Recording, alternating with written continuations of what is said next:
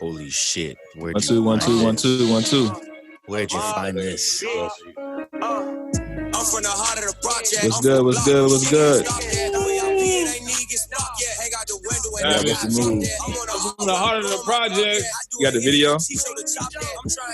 Hey. Shout out to No Savage. Shout out to No Savage. Love for life, nigga. Locked in. Kids locked in.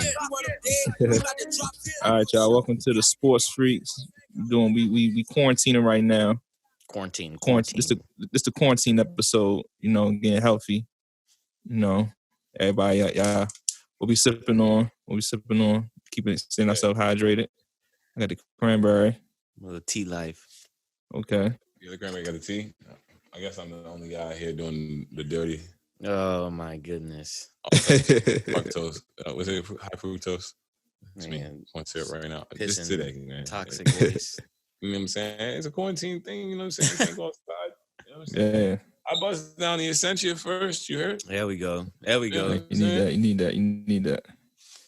I said, once again, welcome to the Sports Freaks, y'all, man. Once again, this is Mique on the mix right here. We got in the building. Shit, it's your boy KM. You know what it is. We locked in. Yes, sir. It's mixed by Tweeze. You heard? Yes, sir. What it do, Tweeze? I'm right chill, baby. Hell yeah. What's the vibes, LKM. All right, so. Okay, getting a Rado right. Yes, sir. We still trying to get the intro together, so don't be tripping on us, y'all. We still trying to get it together. You know what I mean? I got a big beverage. Hey, then hold on, let me get. Hey, B, get your feet out the shot, bro. It's crazy. That's crazy. Just back him up. And you got the White Sox. The White Sox. Should get real when you quarantine. You feel me? Right, like I said, since we've been quarantining. Yeah, but since we've been quarantining, you know, I think the world has been spending a lot of time on Instagram. You know, the IG lives have been popping. Definitely. Crazy popping. So let's give a quick. Let's just do some slight reviews of these battles that we done had. I think we had the Scott Storch and Mannie Fresh, and then we had Lil Jon and T-Pain. Scotty. So let's talk about the Scott Storch and the Mannie Fresh, John. Reaching. How'd y'all before? I mean, when y'all first heard, because the original was Scott Storch versus T-Pain, right? Yeah. And then you know, they switched it over to Mannie Fresh. So before it started, I guess, what did you think how the battle was going to go before? You know what I mean? I think it was, look, this is weird, right? Because culturally, well, not even culturally, like personally, right? Mannie Fresh is he's the GOAT in a lot of ways, like a GOAT, you know? But I don't think it's in a hit battle against Scott. That's just, I don't even think that's even fair. It's not the same kind of platform unless you're going to attribute every like major plateau or major song that came out from the Cash Money, you know, empire as a hit. Yeah, that's how I feel too. Do? That's how I feel too. Like I believe, like nostalgia versus the numbers. Yeah, it's one of those things where like you can easily say like Mannie had more like hood classics. Yeah, you can easily say that, and you can say Scotty just was, you know, on the commercial R&B vibes, you know, with the Beyonce and whatnot. So yeah, I mean, because Mannie, when he started off with go DJ first. I was kind of like, oh, okay, you going in already with that jump. I mean, look, but you can't. Again, it's just the type of catalog that Scott has. Like for real, I feel like Mannie went against the wrong person. They should have had Mannie and Lil Jon go against each other. That would have been. I think that would have been. Mannie go against what? Lil Jon. Okay, and see, because that would have been more like they're kind of more. Even though Lil Jon can get wide, he could have just stayed in a little zone that would have been in a better boxing sense. And they both from the South too, so they kind of got the. Both, I think both of them work with the same artist too, so exactly. They could have. You know what I mean? Went back and forth with that. But I mean, exactly. And I think the thing that messed Mannie Fresh up was his first of all, them skits was horrible. Skits was trash. He ain't need to do all that. Yeah, I don't need to do all that. I don't even know why he did that. And then like too much. Then his selection. You know what I mean? Like it was certain songs. I'm just like, why you playing like I don't know, like some B-side Juvie, some B-side Wayne, but I'm like, you should have just been dropping the classic Cash Money joints. Mm-hmm, the bombs. Bombs is the only chance. I ain't even played number one. I ain't even played number one stunner. I was like, where that on that, bro? That's what I'm saying. And I think number that's because in his mind, he knew he was like, there's no way he could win like commercially. So just go for like the, you know. Yeah, Scott Storch, he just like he went off, especially with like what's Jones, bro? Just a little bit. Yeah. Candy Shop. He started being questionable though after a while. No, but I like what he did with the keys to the Roots joint. Roddy, you got me, yeah. Roddy Ricch too. Mm-hmm. Down below. And I think a lot of people don't know, like he's behind a lot of this hit records. Like then of course he got Still DRE. You know what I mean? Man, he just played keys on that joint though. Yeah, but them keys was what make the song though. But here's the thing. I think that Back That Ass Up wins that round, by the way, though. Oh yeah. That's what I wanted to know. I said, does Scott Storch have a song that hits harder than Back That Ass Up though? Does he have one? I don't think if we go like that. I think that those are the two parts to each battle. It's like we got three actually. It's actually 3-dimensional battles because you got in the moment how it feels in the battle when you're watching it. Yeah. And then you got looking at the music and just like taking the song verse song. Then finally you got just who had the most impactful song, who has the big haymaker of the whole battle. You get what I'm saying? And I don't. If we talk about haymakers, Mannie might have got him. There's nobody can. Scott don't got nothing for that. To me, some of them joints were just too anthemic, and that's why it just wasn't really a fair battle.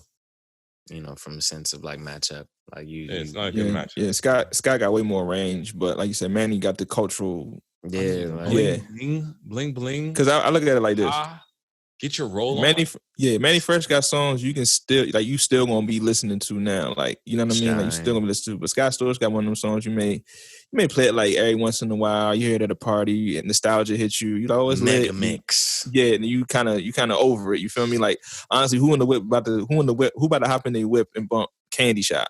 Like not. That's the skip on that album. Block is hot is crazy. Like I don't know.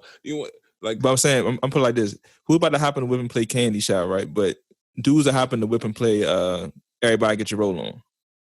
Yeah, right. For sure. Yeah, facts. So Shine. Shine, make it rain. No, facts. That's yeah. And it's like still flying back that ass up. That's probably one of the greatest 1920s that we've seen in the battle so far. Still flying back that ass up in terms of Jonta and Neo got the greatest 1920s. See, that's Jonta and Neo is like the you know how I don't talk about MJ when I talk about Mount Rushmore. Jonta and Neo don't have anything to do with these battles. Like that was one of the most amazing experiences that I've ever, Yeah.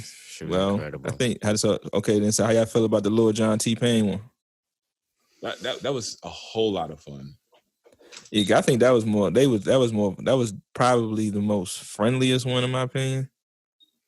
I would have loved to see Scott Storch and Sean Garrett, and then T-Pain in the Dream. And I think that they needed liquor limits for T-Pain and Lil Jon. Well, I was gonna say the drinks. My reasoning for saying that though is because Lil Jon and who would have been the odd man out in that battle? Who would if he had the battle? Mannie Fresh, right? So that's perfect for the South. And then T-Pain, he would have had to battle the Dream, and they're both like songwriting. Yeah, It's a different battle, right? Right. And then you could have did Sean Garrett versus Scott Storch. You know what I'm saying? A poppin' like commercial industry songwriter and a poppin' commercial industry producer. I agree. That worked on records together. So they have to play real, chess with each other. Like that would have been a better setup for me. I agree. The T-Pain, I think T-Pain lost a lot of what he was able to do because he was limited to it was confusing. You know, what were they playing records they were just involved with, producing? You get what I'm saying? It was just, I think that's what made the Neo and Jonta battle so perfect. It was just right. We knew what we were comparing. We were really locked in, easy. No questions about, you know, involvement or reaching was allowed. Did you write on it or no? I'd even like to see a switch up in that though. Like I would want to see like even Neo and Dream before, you know, because they both came out at the same time. They Neo and also Dream have the same thing though. They also can compete in the same way. So exactly. Yeah. Because I got this Beyonce record. Oh, no, I got this Beyonce joint. Well, I did Holy Grail. Well, I wrote this or I sung this. Okay, you want to play a hook? You see what I'm saying? For you. You know what I'm saying? Yeah, that would have been. That's a much better battle, you know. And then low key, T-Pain, Dream, and Neo are in their own type of class. Yeah. You know? And then I feel like Jonta, Sean Garrett, they're in their, you know, own type of class. You know, as far as just being writers. Not having a solo career, not really singing on, actually putting their voice as much. It's like it's like that was like Neo's extra push that made it hard to compare. It's like because it's like at the end of the day, that made it harder to compare. Ultimately, when you're trying to get to the nitty gritty, it's like, damn, you started leaning towards giving more points to Neo sometimes because he's actually like, damn, he's just killing it with himself. He's playing himself again. But now, as far as who won the battle, though, you know, just to stay on topic, I mean, man, I think John got him. I think. You think Jonta got him? No, I think Lil Jon got T-Pain. Oh. Yeah. Just John got them cultural joints, and then I think the thing T-Pain was doing was kind of throwing me off. He's playing like the DJ mixes of his songs. I'm like, man, I ain't trying to hear that. Nah, DJ I was definitely mix, trying to hear those live versions. Those were incredible. No, play the real version, bro. No, bro, them live versions were crazy. Play the real version. No, I feel you. When you talking about like the joint where he had like sicko mode over. Yeah. Over All I Do Is Win. I think that was gay, but I'm talking about like that was unnecessary. Yeah, but I'm talking about like the live joints where it sounded like a concert arrangement. Those were definitely. I was saying the whole time I was listening to it, like, damn, T-Pain's audio doesn't sound this cool though. Well, yeah, because you could tell his speaker was a little further away, you know. Yeah, it doesn't sound as cool. And I think that matters.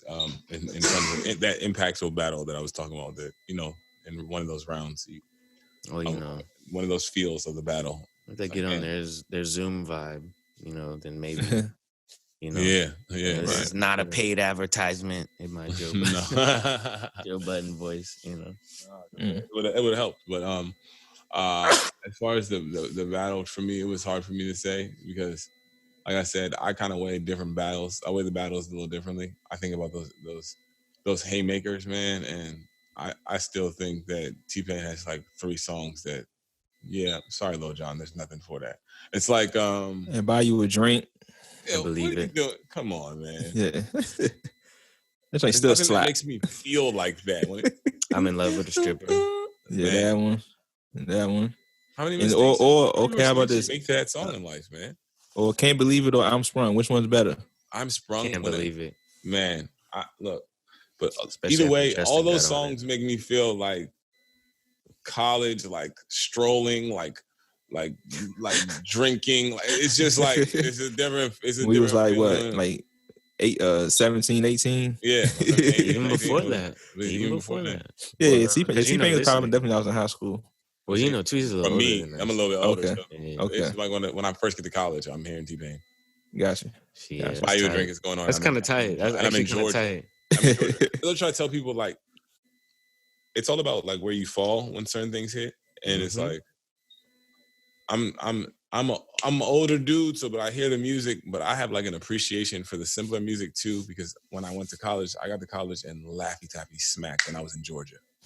Oh yeah. Oh wow. You know what I'm saying? So it's like it's like when I first got there, I'm like, man, this is stupid. But then it's like, whoa, I see you, shorty. And you kind of catch the vibe and the feeling. It's like, all right, this is cool. You know what I'm saying? I see it. I get it. Right. So but then like but the most anticipated battle we were supposed to have, I guess it got pushed back through whatever reason, was Teddy Riley and Babyface. Yeah. Do you think them pushing it back kind of killed the buzz for it? Nope. And I think that they're we were talking about this, is that it's kind of over. I'm kind of scared that it'll still be a good battle, but I'm sure it's going to be a little bit commercial, a little bit controlled, maybe a little vibed. Because it seems like why would you push it back? Maybe someone's buying it. Someone's no. Teddy Riley, he was on Charlemagne's Live the other day, explaining exactly what he's trying to do. And basically, he's just trying to make it a little more interactive interface for the viewers. He's trying to make it to where you can swipe up and vote, and still comment. And he's trying to make it to where a moderator can come in after a record is played. And he actually owns a technology company, I guess. Yeah. I heard him say something about that. Yeah. Right. So I'm not off by a long shot. There's be some monetization going on. Yeah, but as I'm not mad. Thing, man. It's a good thing. Instagrams were the only ones winning. Definitely royalties is one of. Well, yeah. My thing is, how are you a Facebook company? And you can't track royalties. You have to be able to, because they do it through the stories. So I'm just trying to figure out why it can't be done through the lives. Same way like BMI Live, like they go to venues and they give you royalties for the venue. So I'm just trying to figure out the same thing. Like, is it Well, maybe that's something IG's probably working on. I think that'll be something lucrative to work on. Right? Yeah, because I think because of this going on, all this music going on, it's probably like, they got to probably figure out a business. Some labels want to put some money up into this. I already know. You have to. It makes sense. Because at the end of the day, when something grows this fast or this quick, it picks up like that, the first thing that we got is the people looking to see, whoa, wait a minute, there's been money being missed. So they're looking back at that and they got to figure out how can they make it so that they're getting a percentage and everybody gets their percentage and everyone's happy. Mm-hmm. Yeah, because these battles is drawing 100,000 a clip. Easy. And that can definitely raise traffic for whatever you're trying to sell. But I mean, let's get back to the music though. I mean, who do you think may win the Teddy Riley Babyface jump? Teddy's got to save his Mique record for the end. I remember the times. He has to save his Mique record. I agree. It's going to come down to a delivery thing. I mean, they got records, man. They got records. And then the other thing is, when he says he's going to bring up swipe up and judging, so now with judges comes criteria. Mm-hmm. So with criteria comes, a chance for you to win in different ways other than just having the best records. Like, I think it's going to be about their placements. You feel me? Okay. Where's Teddy Riley gonna throw in like No Diggity, and then like where's Babyface gonna throw in not sex appeal, whip appeal? My fault. Mm-hmm. You know what I mean? Or End of the Road, or what's the Boys and Men joint? The Boys and Men records he got. Yeah, you know what I'm saying? Yeah, some slammers, TLC records. Mm-hmm. Yeah, some Tony slammers. records. So who wants to see what's the girl from What's Usher records? What's Shorty's name that wrote the No Scrubs junk? Nobody trying to see her. Oh, Tiny. Candy. No, Candy. Yeah, nobody Tiny and Candy. Yeah. Nobody's trying to see Candy in this shit right now. Nah, I think Esther Dean will wash her ass. But she has the Ed Sheeran record. That shit is a smacker. That's a motherfucking but she finessed it. Let Me Love You is like a. She finessed it though. She finessed the way she got that record. The credit for that record is crazy. For the Ed Sheeran record, you know about that, right? Nah, give me the details, okay? Come on, man. School him. Nah, he used a riff or whatever from one of the old joints. And she went to court and was like, yeah, I need that. Play that back. Yeah, run that back. Yeah, I think that's there's not a chance. That's not my shit. I need my coins. He tried to fight it and all that shit. With the white money, but didn't work. When white money loses, you know you were wrong as fuck. Well, when white money loses, that's when the press finds out. Because then they want to let the press know and spin their story. And, right.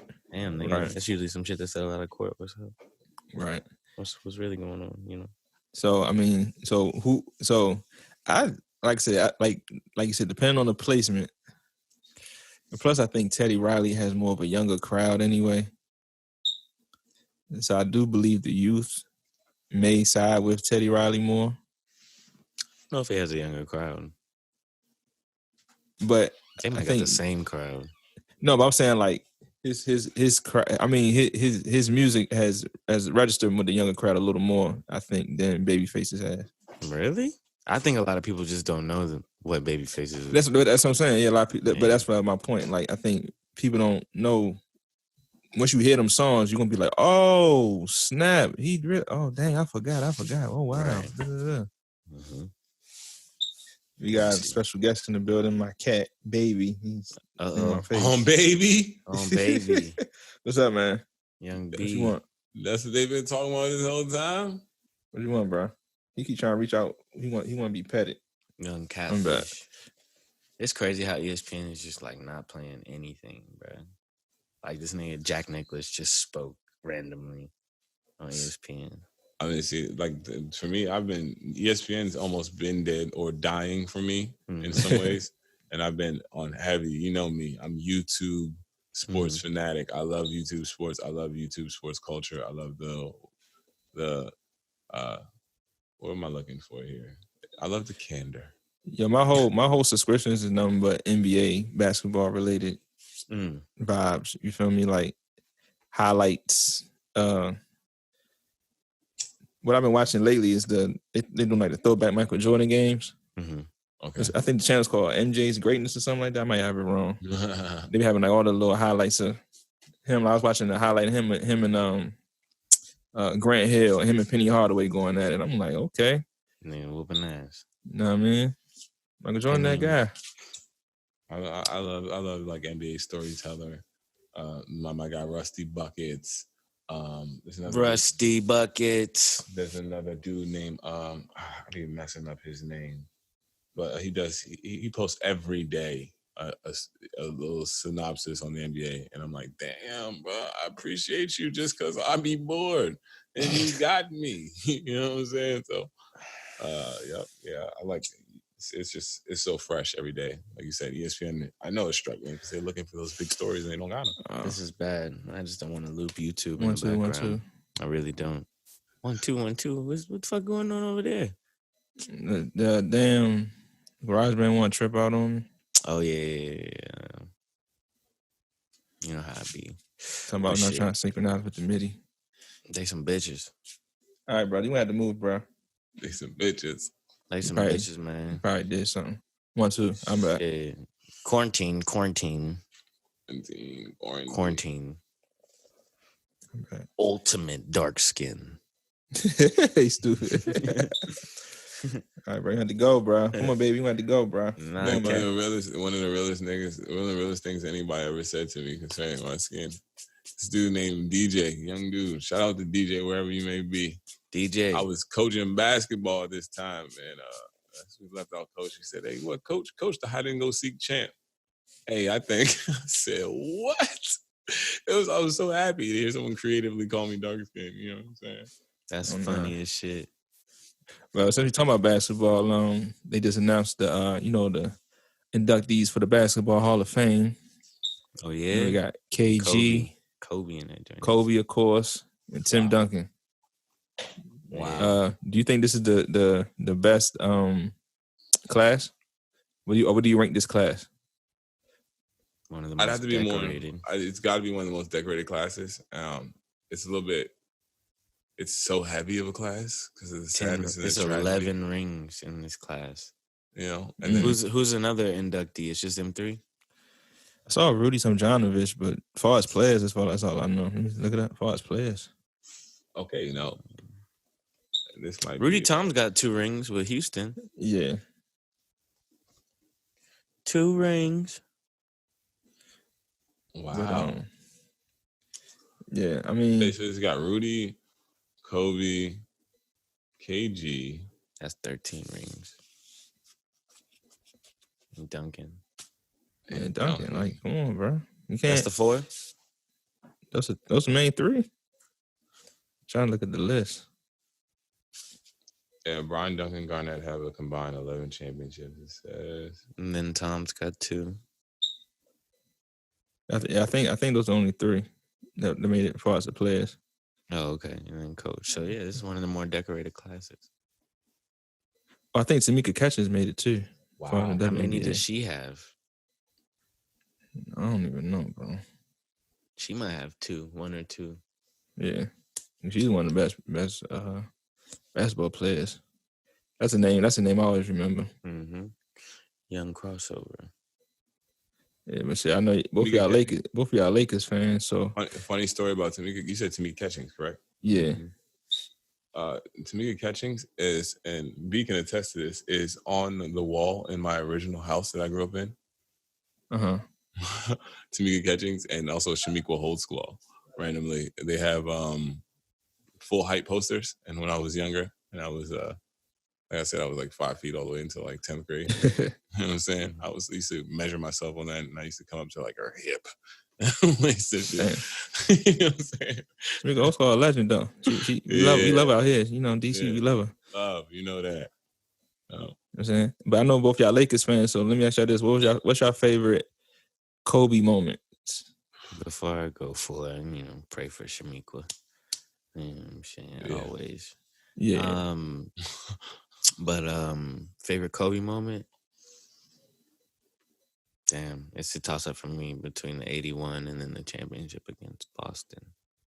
I missed the 81 game. I ain't watched that live. I missed that one. I watched that shit live. I just remember when I woke up the next morning and I said 81. I said, the hell? Or 62 against Dallas in 3 quarters. 62 and 3 quarters is crazy. That was just insane, bro. Like, damn. There's so many great Kobe moments for me. I wanted to say damn near his whole career. After the second All-Star game, after the first All-Star game, from there, for me, this is being a Lakers fan, and I want to go. I guess the moment is the takeover. And Shaq fouls out, and then we're playing. I think we're playing Indiana. And Shaq fouls out. Yeah. Cool it. I got it. Don't worry. And it's like, man, it puts me in this mode like, whoa, this young nigga's different. I'll never forget that. Yeah, I felt that too, bro. Like, I felt that too, for sure. Yeah, that was an amazing moment for me. And I don't know if this is, everybody knows this highlight. I couldn't tell you what game it is, but the highlight let me know it's like my forever Kobe's the smoothest player argument. Like, he gets the outlet pass. I think it's from Lamar Odom. He catches it kind of on the right side, and he goes behind the back. And against the Denver Nuggets, 2000. Oh, yeah. What's his name? Last name Yarbrough or something like that? Oh, my God. I remember that jump. That's when he was on another level. Just like 05, right? He was like. I want to say it's 05. And then the reverse in the garden. And then the reverse windmill. It's like the unnecessary reverse windmill to the ball in the garden. Oh, on Spreewell? Yeah, in the garden. Yeah. That's unnecessary. He's got him. He's beat him. But it's like, let me just windmill this. Nah, that one wasn't on Spreewell in the garden. Because that was in that was the Jeremy Lin year. That was the No. That he talking about when Kobe came off the baseline. Yes, he's done it twice. He's done it twice in the garden though. Yeah, so in the garden. In the garden. Yeah, I thought he did it once in the garden and then once in Minnesota. Ooh, the Minnesota one is kind of nasty though. I do remember that, but it was kind of his go-to thing to like show out. I'm already beat you. Let me go ahead and windmill. Let me just show it on the other side.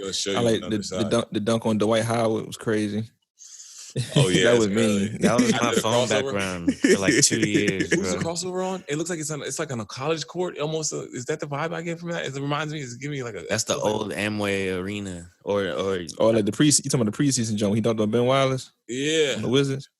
What about when he was a rookie and the joint in Vegas, Summer League? Oh man, yeah, I think that's what we're talking about. The intro. One step in.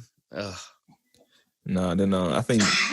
A couple buzzer beaters I saw live was the jump when he hit the 2 joints on Phoenix in the play. I can't remember the game. Mm-hmm. The 2 joints when he hit the little pose like that at the end. Mm-hmm. I watched that live. I remember watching that live. That was crazy. The baby MJ pose and then the dunk on Steve Nash in the playoffs was crazy too. Yeah, I remember watching that. I was like, this dude Kobe's this is a monster. I remember the one joint he hit on I think it was like a regular season game. He hit one on the Sacramento Kings. But he was wide open. I remember I was watching it with my uncle. So as Kobe got the ball, we were just like I remember those days when he was hitting game winners at one point, like for like 3 or 4 seasons. He was hitting like 4 or 5 a year. Yeah. Like, then y'all remember the trial? Yeah, I remember when he would get off the plane and come play, like, and whoop niggas, like, whoop niggas. Nah, my one of my later favorite Kobe moments is when he hit that shit against the Brooklyn Nets. Oh, he dunked on everybody. Bruh, 2013, I think it was, like, the Achilles year. Yeah, because he wasn't dunking that much no more. Bruh, he went up though, bruh. Oh, I knew it. I was like, oh, ain't nothing they could do. It's over. He's up there. Yeah. Highlight. What about your favorite Tim Duncan moments? Ooh, no, that's He's got a couple. That's an amazing question to ask from He's such got a couple underglow player, but he's got some moments. No, he has a couple. No, Tim Duncan would see. This is why I feel like why people keep underrating and keep trying to undermine Tim Duncan, because his game was so to the point. Like he wasn't too fancy, but Tim Duncan, he put it on you, bam, back on D. He give you the little jab step off the glass jump, give you a hook shot. We were talking about Tim Duncan having I forgot. I want to shout out them to another person that posts these things. I think his name is B Souls, but perfect career. You just posted something about him having a perfect career. I know you're talking about. I know you're talking about, bro. Was it B Souls or was it was it Mojo?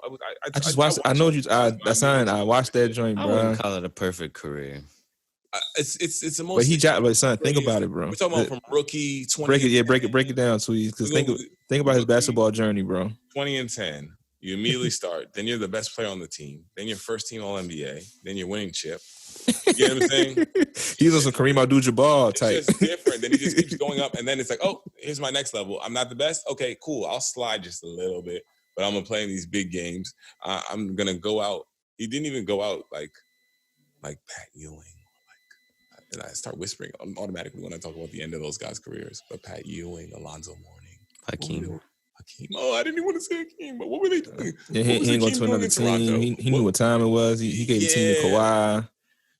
And I give you points for those kind of things. Yeah, how do you get out? Perfect career, okay. If anybody had a perfect career, it's Tim Duncan. Yeah, because not greatest, not best. And that's what it said in that video. Let me make sure. Yeah, I know. So I watched that jump, bro. But perfect, and I could. Yeah, I like that. Yeah, and then what about your favorite Kevin Garnett moments? Anything's possible. Oh, man. That was tight. That was great. Yeah. And the N1 commercial Styles P, that was lit. That was my joint back in the day. Randomly him blocking people's shots that don't count. I remember he used to do that. All to that. That shit used to piss me off. I love that. I love that. It's like, dog, y'all gonna lose anyway. You're in fucking Minnesota. Fuck out of here. KG was my man back in the day. And Kobe has 46. Like, yeah. When KG was my man when I was coming up. Like when I first really started getting into basketball, KG was like probably one of my first like favorite like players, because I just always like his intensity. And then like his game, like he had like a game of like a guard kind of in a way. I agree with that. See, but KG also, he strike that same point strikes me for the reason I blame him for a lot of things. Continue though. I'll come back to that. Yeah, like I think he even said it too. Like if like Flip would have let him be a little more loose with the ball, dribble a little more, he probably could have showed off his skill a little more. And I think him on defense, and I think for a couple of years he was like leading the league in rebounding and a lot of forgotten. Yeah. That's from longevity. Does that to a lot of NBA careers. You forget how serious their prime was because they just keep playing and they keep playing and they keep playing. So right. They keep doing dumb shit. They keep doing dumb shit. Or even if they're just average. Average kind of has like this weighing like on our memory. As sports stars, you remember somebody being average a lot for some reason when they're superstars. You know what I mean? Yeah. You're like, whoa. Did you just average 15 and 10? That looks terrible. But it's really not that bad. It's really, they're 39, it's really hard, they're 36, they're 37. You get what I'm saying? But we're just so used. I think that happened in KG because, like, there was a time period when he was like 21, 10, 5, 4, 2, 2. It's 50% from the field. And he's doing everything. But I also blame him for a lot of shit, though. Let me get back to that. It's like, he's the first person that ruined like the NBA fan or perception of the idea of like thinking that just because you do a whole bunch of shit means that you're better than people that do the right thing or a couple of things very, very, very, very, very well. It's like instead of he never maxed out anything in his game, and I thought that was a problem. I thought that was his real limit in Minnesota. That instead of like, okay, I'm by myself, you feel me? I'm dolo. Watch this. I'm about to be the best mid-range face-up attack guy ever. No, he was just kind of good at mid-range face-up attack. He's kind of good at mid-range jump shooting. Kind of okay with his back to the back. He was just never like, what are you No, that makes sense. What's KG's go-to? No, his go-to is just intensity. And that's right. That leads me to Russell. And I think when he got the ball, I think we got the Boston. I think his go-to was that pick and pop with Rondo off the elbow. Okay, I can see that, but that involves someone else, so that makes you less of the. Well, I hate to say that, but it makes you less of the. That top of the key. That top of the key jump shot. That kind of alpha. That's Karl Malone. Look, here's my thing: is this like he just Karl Malone a lot, except. But KG had a post game too, though. Yeah, I was gonna say you could throw the ball to him in the post, and he could get you a bucket. You guys, but it's face up vibes. Exactly what I'm saying. It's face up vibes. What was he What was? And I didn't want to turn this into that, but what was his dominance? What was his dominant thing? Just being intense, right? Overall, that's what I'm saying. Like I think that's just what it was, and having a motor and intensity. Yeah, and that what that really does is that put him over the top, like. Yeah, because he wasn't. I mean, look at his frame. He wasn't the biggest guy.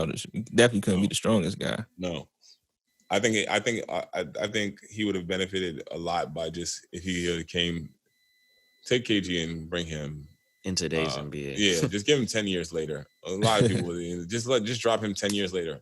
Fuck it, drop him 7 years later. He would still be playing now. Yeah. Yeah, KG. Yeah, I mean in that era of basketball, we talking about with Kobe, Tim Duncan, and KG. That late 90s, before 2010, I want to say. Yeah, like was this? That's probably my favorite era of basketball. Oh yeah, I mean it was. I guess I don't want to be confused with that being my favorite era of basketball or my highest, the beginning of my highest understanding of the game. Yeah, of basketball, because I really know that there was a lot of things going on in the 90s that it took my research to really understand the depth of what was really going on. Mm-hmm. You feel me? Yeah. I mean, we understand what was going on, but that doesn't. Yeah, but to really feel the best impact of it, though, or to like the depth, like there's a difference between knowing who Jim Jackson is now and watching Jim Jackson. For example, like fast forward from now, like I'm trying to think of a good name right now, but not Kyle Lowry. Think of like a little bit below Kyle Lowry, like Norman Powell, maybe. Okay, shorter. Norman Powell 10 years from now will be who? And then you look back and be like, he had Norman Powell guarding him. Well, we'll remember Norman Powell was a formidable opponent. You know what I'm saying? So shit like that. I mean, we're recording a podcast. Maybe Powell's not a good example, but are you getting where I'm coming from? Maybe James Posey. James Posey is a good example. No, I get you. Uh-oh. Hey, who's that? The first lady's on the phone, y'all. Uh-oh. All right, I'm out of here. Oh, shit. Oh, shit. You want to say hi? Yo. He didn't even give the introduction. This is Mique on the mix, and you on the podcast right now. You didn't even give an introduction. I saw my phone ring. I was so tuned into what Tweeze was saying. Just seen the phone ring. Yeah, but I guess you're saying like when you first started paying attention to basketball. Like I think I first really, because I was born in 1990, so I mean growing up, it's a great year. Like it's a great certain players was like, of course, Michael Jordan, Penny, Grant Hill, Shaq, and all that. And I remember watching the series, like a couple of them series with my father and my uncles. But I'm not gonna sit there and act like, yo, I remember Michael Jordan was doing this, and I was, you know what I mean? I don't like. I hate when dudes like super young me trying to act like they was there. Like, no, he was like 4 years old playing Sega. Stop it. Stop it. The real MJ for me, and like I was born in '87. Uh-huh. You know what I'm saying? The real MJ doesn't appear. The real MJ that I can really speak on is really the last three-peat. Okay. I mean, I speak on the other one, but you know what I'm saying? But the real one that I'm like, that's the one I remember. Tell me nothing. Bruh, you can't tell me nothing about patent leather MJ. and beyond. You can't tell me that they're out there. Man, I watched so much goddamn NBA classics. I'm talking about the first time run, though. I'm talking about first time run. Of course, now it's First time run, but I think me and Tweeze talking about like when it happened in the moment, like the real time moment. I remember the third ship like vividly. Like everybody was watching that shit in the crib. Yeah, like true. It was crazy. Like the third one for sure. That was 93. But like once I saw that, it was time to go back. You know what I'm saying? Especially because who gave a fuck who won in 1999, right? You feel me? Yeah, I remember that. But I remember watching that with my uncle, the Spurs and Knicks. I remember watching that jump. I watched that with my grandfather, just the championship, but then like in between Jordan and championship, it was study old Jordan. Right. You know what I'm saying? So I had VHSs. We had just got NBA Classic. They gave us like it was lit NBA TV back in the day. Yeah, it was lit. Well, they had different channels. They had different. Right. Classic was different. It only played old games. Yeah. And I never forget, I caught a week where they played like all the Jordan, every championship, every playoff run. So I just watched that shit, bro. Crazy. Like, I seen it. That's what I tell you. Huge fan of my mom was a huge fan. Like, she's always been like this. She loves basketball, but she was a huge fan of the Bulls. Of course. Because when she came here, that's what was going on, and I was there. They were tight. Michael is on. So, all right, cool. I locked in early with Michael, but I was always a Lakers fan.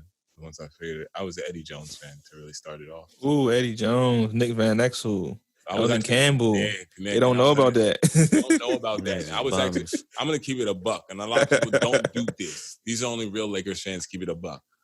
When I was first upset and hurt by the dismissal of Eddie Jones. That's how I know. If you're a real Lakers fan or not. If you're a real Lakers fan and if you were functioning at that time, you were upset when Eddie was gone. Okay. And let me explain why that may be cap. Because if you're a real LA fan, you saw Summer League. If you're a real LA fan, you saw flashes of greatness the year before from a young, bald brother from Philly. You feel me? You saw it. So you knew it was coming. See, I wanted both. I knew it was coming. You can't. I wanted both. You couldn't keep both of them. Eddie Jones was kind of like in his groove already. That bread. He needed that bread too. Yeah. You couldn't, but I was 10. I remember Eddie Jones left. That threw me off. The real that was 10 years old. I knew it was. That was for Glenn Rice. I was 10 years old, and Eddie Jones was amazing to me. I already had a Kobe jersey and Kobe. I already had. I wanted Kobe. Jersey. See a lot of people they fake on Eddie Jones, and then I liked him.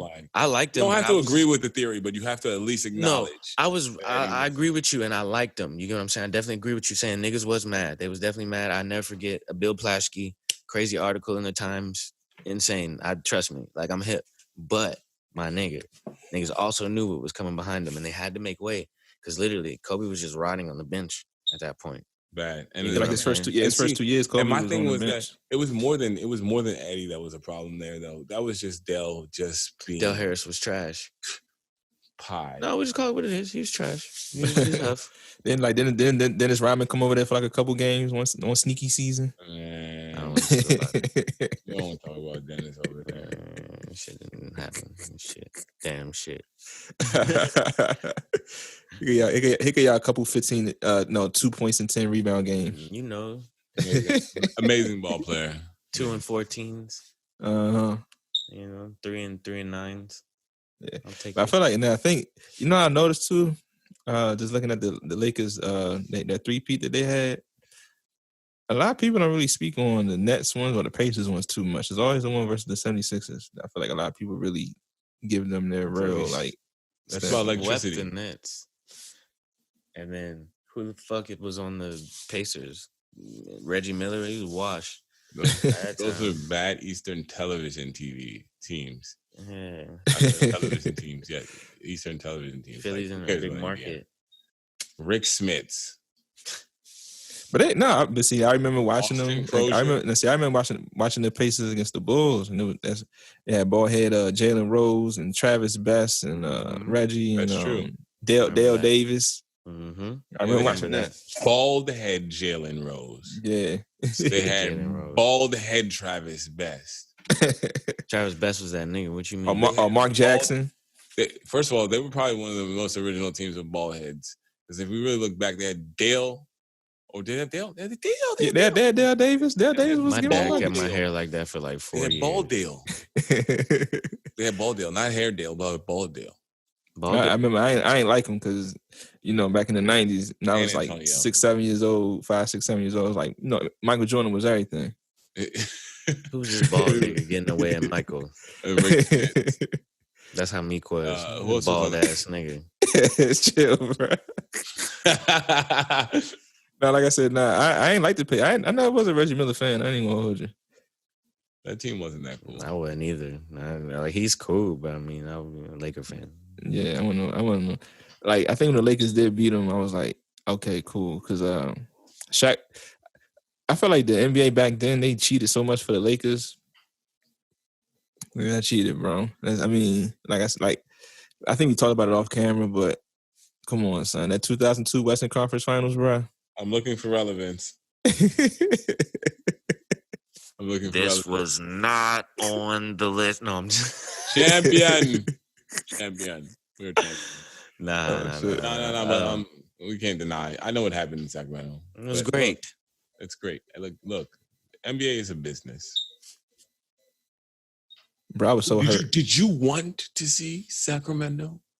Yes. Finals against? Yes. Okay, maybe you did. Against New Jersey? Yes.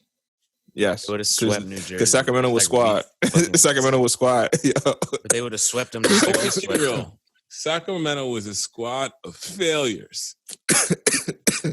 They're a very talented bunch of failures. When your general is Chris Webber, you don't have a chance. So they had swag, you know what I mean? Mike Bibby was coming down.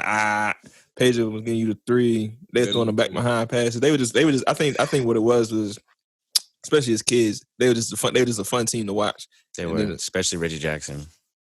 Oh, you talking about Bobby Jackson? Bobby Jackson. Yeah. I like them better Stephen when they A. had Smith now. What the fuck is wrong with me? That was like 20 years ago. That's all. Bibby versus Jay Williams. What did you guys like better, Jason Williams or Bibby? Bibby ran the team better, but Jason Williams was more fun. Yeah, I had more because they're not my team. I don't give a fuck about them. I don't care about whether or not they're more efficient or not. I just like Jason Williams better than them. I like that team. They look prettier. It's a sweet team. Passes. I like Jay Williams is ahead of his time in the sense that he was taking those bullshit threes early, but he just couldn't make them yet. Nah, he wasn't making shit. It was cool though. It was like it was like an entertainment level to know that he might just pull that bullshit. You know, pull that. What's crazy about Jason Williams? He only played for the Kings for like 2-3 seasons. It wasn't that long. Rick Adelman wasn't rocking with him. He was like, "You don't like Johnny Cash."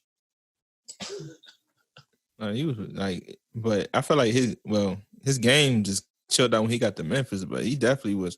If they would have had YouTube back then, he would have been one of the top dudes to watch on YouTube because his highlights.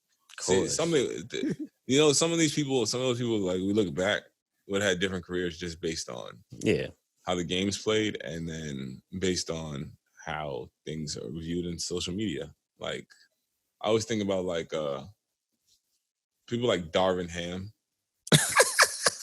Like he's nobody. I know he's terrible, but I can remember him doing. I get what you're saying. I can remember Darvin Ham doing some things that were so spectacular that we would know about him still. We would still at least be talking about that. I got one for you. Scott Williams and shit. I got one for you. Yeah. Ricky Davis. Ricky Davis would be all over. Ricky Davis was my man. I ain't gonna hold you. Ricky Davis was my guy. Jobs right now. He would be talking on the screen. Ricky Davis was my nigga. In 2003. But when he was with Cleveland before they switched the jerseys with LeBron, they had the black jump. Was in 2010. Come on, man. Ricky Davis would have a job right now talking or have his own show. Yeah. Ricky Davis is one of the people. Darius Miles. Miles. Well, look, but they're winning. Q Rich and D Miles are living on the back end of it. I can only imagine. Look how much it lasted that long, and they were terrible as a team. Honestly, right? So imagine if that same thing happened 5-10 years later. Who else? Let me ask you this, Cam. Since you know, so you can count and everything. What was LA fucking with the Clippers too? No, never. I'm just saying, bro. Like, come on, they was a little lit squad too. I mean, they was losing, but you was not even supporting them. Y'all were not supporting them on some like, yo, we rocking with the Clippers too for a little bit. Not over the Lakers, of course, but like, you feel me? Like, was y'all just fucking with them? I mean, no. Like,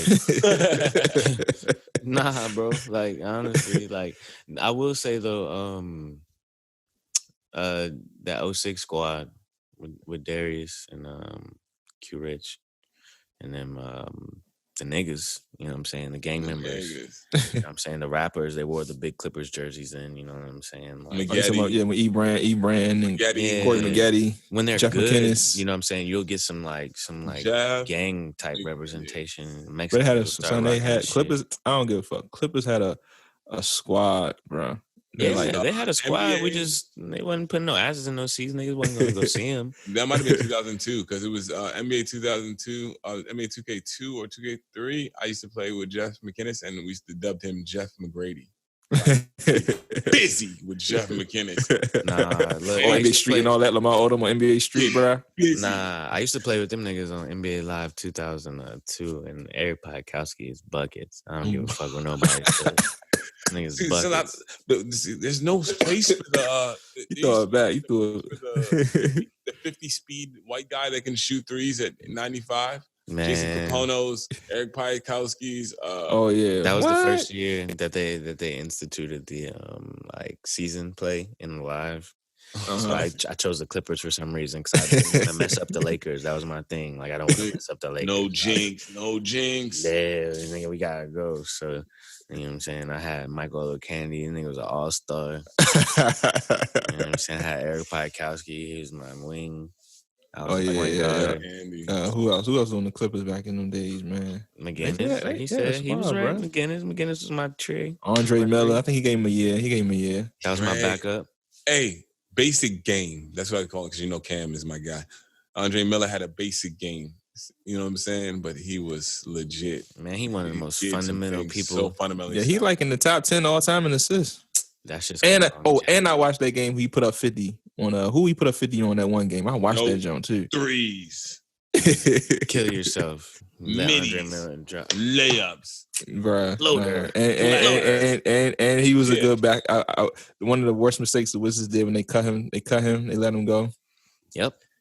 It was like I was like the Wizards though. Andre McCollum is like I'm saying Andre McCollum. Andre Miller is like CJ McCollum minus. It's like a not even minus this because he might even be more efficient than him in some ways, but he's like a bizarro version of him, like you know he gonna give you a good 10 and 7 every night, bro. When's the last time Andre Miller slapped glass? It don't matter, bro. He made the right pass and he made the right play. And I know, bro. I'm saying before we compare this man to CJ McCollum, I mean, we just got to ask that one. Wait, I'll give you this. Do you guys remember Andre Miller at Utah when they beat North Carolina? Right? You're showing your age now. Yeah. They beat. Yeah. Well, let me tell you this. Let me teach you, young boys. Teach me. They beat Vince Carter, Antoine Jameson, Shammond Williams, and Eric I do remember that team. I just didn't remember that specific loss. Right, and Andre Miller, I still remember him dunking, and I remember him dunking in that game, and remember like what the fuck? I didn't even know that he could touch the rim. Right, so I have no memory of that. I wasn't outside for that. By choice, no, I definitely remember Vince Carter, like for sure in North Carolina. I just granted I was 9, but you know whatever. Bitch, I don't remember that. You gotta have good cousins. But since we're gonna say on basketball, I remember y'all talked about the movie, documentary, Scheme. Mm-hmm. Oh yeah. I watched that joint. The other day. Y'all put me on to it. It's such a good story. I think it really shout out to Christian had the HBO password up the top. Christian Dawkins. Yeah, that joint was It showed like the sneaky tactics that these recruiters and boosters and college coaches really do to get players on their team. Like I hate to interrupt. They're showing the mock draft for the NBA. Of course, the Warriors are the number 1 pick, right? But look, Anthony Edwards, the nigga from Georgia. You know who I'm talking about? Yeah, that name, yeah. Crazy. 20 and 6. Heavy, strong set. Yeah, they're they're looking to get him. Cheating. I just wanted to just, throw that in there. That, pretty much knew it was going to be something like that. Mm. What just happened? Yeah, it looks like you lost light there, brother. John, you know how it does that. It goes you off. trying to light me up? Yeah. Oh, it's been 30 minutes or so. Maybe you trying to light me up. Light me up, man. But nah, you were saying about the scheme, yeah. That's just crazy, bro. Like, that whole situation. Like, how you, first of all, I guess we should get our audience familiar, right? Yeah. Yes.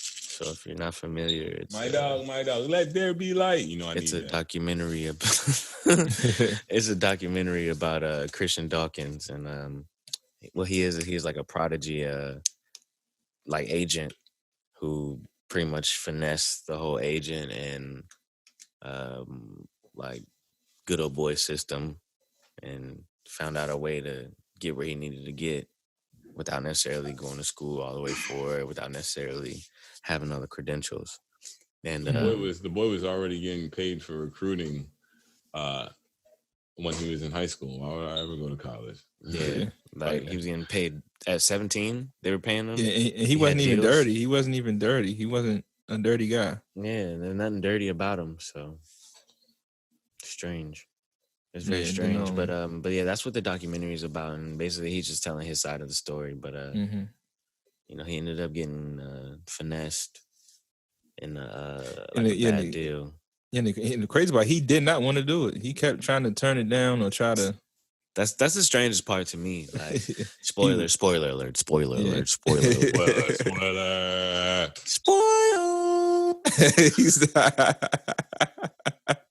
How we gonna do it? I wanted to know how you were going to introduce it. That was excellent. I'm trying to tell you, it's a timing thing. It's a timing thing. But no, spoiler alert. Oh, we got the reaction. Nice. Nice. Nah, but basically he gets finessed by the FBI to just snitch. Like, yeah. But it was weird because like he wasn't trying to do it. He was actually gonna like pocket the bread and like just put into his business and keep it moving. Yeah, but like, yeah, they finessed him. They got him saying shit on camera and on wires. So I mean, it was entrapment.